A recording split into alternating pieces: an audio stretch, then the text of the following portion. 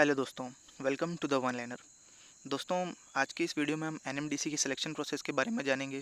क्या क्या की पॉइंट्स हैं, कैसे क्वेश्चंस को अटेम्प्ट करें, और आखिर में वीडियो के सबसे आखिरी में आप सभी के लिए एक इम्पॉर्टेंट अनाउंसमेंट है। आप सभी उसे ज़रूर देखिएगा। तो बने रहिए हमारे साथ इस वीडियो में अंत तक। और चलिए इस वीडियो को हम शुरू करते हैं। तो दोस्तों, सबसे पहला डाउट आता है सभी के मन में कि जीके के लिए कैसे प्रिपरेशन करें, क्या क्वेश्चन पूछे जाते हैं, कैसे और कहाँ से आते हैं। तो दोस्तों, जो मेरा एक्सपीरियंस रहा, मैं और मेरे साथ मेरे 3 दोस्त, हम लोग कुल 4 लोग एग्ज़ाम देने गए थे। और हम चारों के पेपर लगभग सिमिलर ही आए थे, बस क्वेश्चन कुछ थोड़े बहुत अलग थे। तो दोस्तों, सबसे पहले सवाल आता है कि लोकल जीके कितना आता है और कहाँ से आता है। तो दोस्तों, लोकल जीके कितना आता है की बात की जाए तो लगभग 8 से 10 क्वेश्चन आपको लोकल जीके के मिलेंगे, यानी कि लोकल डिस्ट्रिक्ट जिस भी डिस्ट्रिक्ट में आपका कॉम्प्लेक्स पड़ता है। ये तो रही बात लोकल जीके की। अब लोकल जीके दोस्तों किसी किसी भी चीज़ से पूछ सकता है। हो सकता है कि वो वहाँ के किसी छोटे बड़े नेता के बारे में पूछ ले, हो सकता है कि किसी प्लेस के बारे में पूछ ले, है ना। तो लोकल जीके आपको डिस्ट्रिक्ट से ही पूछेगा, उसके बाहर से नहीं पूछेगा, ना ही स्टेट का पूछेगा। दूसरा क्वेश्चन आता है दोस्तों कि इस बार भी मेंटेनेंस असिस्टेंट की तरह गोंडी भाषा के क्वेश्चन आएंगे क्या। तो दोस्तों, अभी फील्ड अटेंडेंट किरंदुल और बचेली कॉम्प्लेक्स छत्तीसगढ़ के लिए एग्ज़ाम्स होने वाले हैं, और मेंटेनेंस असिस्टेंट डोनीमलाई कॉम्प्लेक्स कर्नाटका के होने वाले हैं। तो दोस्तों, ये दोनों ही एग्ज़ाम्स के लिए है। दोस्तों, गोंडी भाषा के क्वेश्चन आएंगे कि नहीं आएंगे ये हम नहीं कर सकते एक्सपेक्ट, क्योंकि पिछले बार मेंटेनेंस असिस्टेंट का जो एग्ज़ाम हुआ था बचेली और किरंदुल कॉम्प्लेक्स के लिए, तो उसमें हम लोगों ने देखा था कि 8 से 10 क्वेश्चन लोकल डिस्ट्रिक्ट से आए हुए थे, और लगभग 35 से 40 क्वेश्चन जो बचे हुए थे वो हमारे गोंडी भाषा और उनके संस्कृति और रिश्ते नातों इन प्रकार के टॉपिक से जुड़े हुए थे। तो इस बार आएंगे कि नहीं आएंगे हम ये कैसे एक्सपेक्ट कर सकते हैं। हो सकता है कि इस बार किसी और आदिवासी जनजाति या जो भी वहाँ वहाँ पे क्षेत्रीय जनजातियाँ हैं उनमें से किसी से रिलेटेड क्वेश्चन आ जाए। हो सकता है कि मिक्स क्वेश्चन आ जाए। हो सकता है कि इस बार डिस्ट्रिक्ट लेवल से क्वेश्चन ज़्यादा आ जाएँ और किसी जनजाति से क्वेश्चन रिलेटेड आएँ तो कम आए, है ना।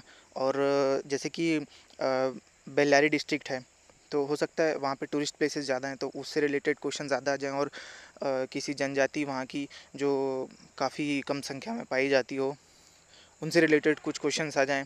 तो एनएमडीसी का ये ऐसा पार्ट है, जीके का पार्ट ऐसा पार्ट है एनएमडीसी का जो कोई एक्सपेक्ट नहीं कर सकता, जिसे इसे कोई गेस भी नहीं कर सकता।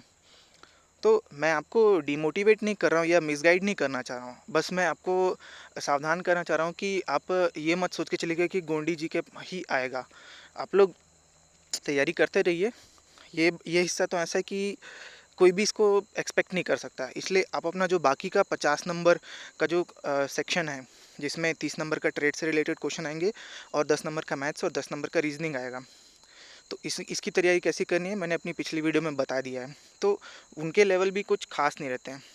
दोस्तों, तीसरा क्वेश्चन है कि मैथ्स रीजनिंग या ट्रेड संबंधित जो क्वेश्चंस होते हैं उनका लेवल कैसा होता है। तो दोस्तों, आपको ज़्यादा डीप में पढ़ने की ज़रूरत नहीं है, चाहे वो मैथ्स रीजनिंग से रिलेटेड क्वेश्चंस हो या फिर ट्रेड संबंधी क्वेश्चन हो। सभी लगभग ईजी या फिर मीडियम लेवल के क्वेश्चन होते हैं। उससे ज़्यादा आपको हाई लेवल के क्वेश्चन कभी देखने को नहीं मिलेंगे। तो आप लोग इन चीज़ों को ध्यान में रखकर तैयारी कीजिएगा। दोस्तों, नेक्स्ट है टॉपिक है हमारा कि क्वेश्चंस को कैसे अटेम्प्ट करें। दोस्तों, पहली चीज़ है कि पेपर्स पढ़ने में अपना समय बर्बाद ना करें। जब मैं एग्ज़ाम देने गया था तो कुछ लोग पेपर पढ़ रहे थे बजाय उसको अटेम्प्ट करने के। तो दोस्तों, सबसे पहले आप पेपर को पढ़ें नहीं, बल्कि जो भी पहला प्रश्न आपके सामने है वहीं से उसे बनाना चालू कर दीजिए। दूसरी बात है दोस्तों कि जो प्रश्न नहीं आते उसको कैसे अटेम्प्ट करें। अब दोस्तों, जैसे कि नेगेटिव मार्किंग तो नहीं है तो हम क्वेश्चन को छोड़ के क्यों आए, हम सभी में कुछ ना कुछ टिक तो करके आएंगे ही। तो दोस्तों, टिक करने का मतलब ये नहीं कि हम किसी में भी अंधाधुंध मार्क करके आ जाएं, उसके भी तरीके होते हैं। तो दोस्तों, उसके 2 तरीके हैं। पहला तरीका है दोस्तों कि आप पेपर में एक पैटर्न ढूंढने की कोशिश कीजिए। पैटर्न का मतलब ये है कि आप देखिए जो भी आपने 30, 35, 50 क्वेश्चन बनाए हैं उसमें आपको देखने पर एक अंदाज़ा मिल जाएगा कि ज़्यादातर क्वेश्चंस के ऑप्शन कौन से सही हैं। हो सकता है कि ए या बी आ रहा हो, या बी या सी या डी, कुछ ऐसे ऑप्शंस जो होंगे जो ज़्यादातर क्वेश्चंस के सही आंसर होंगे उसमें, तो आप उन पे टिक कर सकते हैं। अब ये ट्रिक दोस्तों आप वहाँ पे अप्लाई कीजिएगा जहाँ पर आपको बिल्कुल ही कुछ पता ना हो क्वेश्चन के बारे में, जिसके बारे में आपने ना कभी देखा सुना हो ना पढ़ा हो। अगली टिप है दोस्तों की एलिमिनेशन मेथड। एलिमिनेशन मेथड में दोस्तों हम ये करते हैं कि आपको उस क्वेश्चन का आंसर क्या है ये तो नहीं मालूम होता है, लेकिन वो क्वेश्चन आपने कहीं ना कहीं पढ़ा होता है या सुना होता है उसके बारे में, यानी कि थोड़ा बहुत उसके बारे में आइडिया होता है, पर फिर भी आपको या तो उसका ऑप्शन नहीं पता होता कि कौन सा सही है, या फिर आप किन्हीं दो ऑप्शन में डाउट कर रहे होते हैं। तो दोस्तों एलिमिनेशन मेथड में हम ये करते हैं कि मान लीजिए उदाहरण के लिए कि 2+2 4 होता है, लेकिन मान लीजिए आपको नहीं मालूम है कि 4 होता है, लेकिन आपको ये तो पता होगा ना कि 2+2 5 और 6 नहीं होता है। तो आप उन ऑप्शंस को एलिमिनेट कर दिए, यानी कि हटा दीजिए, इग्नोर कर दीजिए, जिनको आपको पता है कि ये तो इसके आंसर नहीं है। अब हो सकता है कि आपको किसी 2 या 3 ऑप्शन में डाउट हो, लेकिन इससे होगा क्या कि आपके ऑप्शन सही होने का चांसेस बढ़ जाएगा। अब आता है दोस्तों सिलेक्शन प्रोसेस, जो हमारा इस वीडियो का टॉपिक है। दोस्तों इसमें 3 पॉइंट है। Maintenance assistant Kirandul selection list का एनालिसिस करेंगे, रिटर्न में ज़्यादा से ज़्यादा मार्क्स लाना क्यों इम्पॉर्टेंट है, और कोचिंग लोकल वालों को ही दी जाती है क्या। तो दोस्तों सबसे पहले मैं बात करता हूँ कोचिंग लोकल वालों को ही दी जाती क्या। तो दोस्तों ये बात सही है, क्योंकि हम में से किसी को नहीं पता था एग्ज़ाम देने तक कि भाई किसी प्रकार की कोचिंग वहाँ पे दी जा रही थी। अब कोचिंग दी जा रही थी तो कहीं ना कहीं कैंडिडेट्स के लिए हेल्पफुल होगी, और इस कोचिंग को किन कैंडिडेट्स को देना है उनको सेलेक्ट करने का कोई ऐसा कुछ क्राइटेरिया सामने नहीं आया था।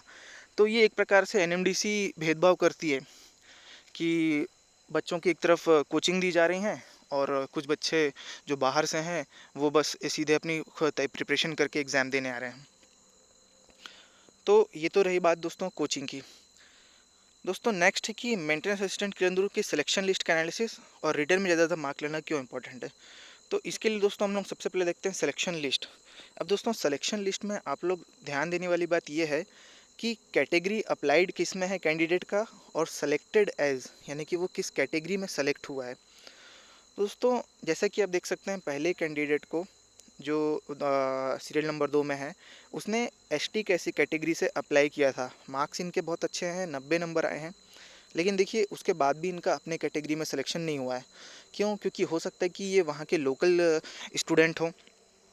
अब लोकल स्टूडेंट है तो वहाँ पे उनके कैटेगरी से काफ़ी सारे बच्चे लोगों ने कोचिंग अटेंड की होंगी, इस वजह से उनकी कैटेगरी में 90 नंबर लाने के बाद भी वो एसटी में सेलेक्ट नहीं हो पाए। लेकिन यहाँ पे ध्यान दीजिएगा कि उनका सिलेक्शन यूआर में हो गया। क्यों? क्योंकि जो जनरल कैटेगरी के जितने भी बच्चे थे उनसे उनके मार्क्स ज़्यादा आए थे। तो यहाँ पे दोस्तों जनरल के लिए कोई ऐसी रिजर्वेशन नहीं है जैसे एसटी एससी और ओबीसी वालों को मिलती है। तो आप लोग ध्यान रखिएगा कि जनरल कैटेगरी में आप सिर्फ अपनी आप ही फाइट नहीं कर रहे हैं, जनरल के साथ ओबीसी और एसटी एससी वाले भी फाइट कर रहे हैं। उनको वहाँ पे डबल फ़ायदा मिलता है, वो अपने कैटेगरी में तो फाइट कर ही रहे हैं, लेकिन अगर उनका अपने कैटेगरी में सिलेक्शन नहीं होता है तो वो अनरिजर्व में भी आ सकते हैं अगर उनके मार्क्स ज़्यादा हों। तो इस प्रकार से आप देख सकते हैं, ये पूरी लिस्ट तो नहीं है, इससे ज़्यादा भी है, लेकिन ये मैंने सिर्फ आपको समझाने के लिए आधी लिस्ट का स्क्रीनशॉट लेके यहाँ पे डाला है।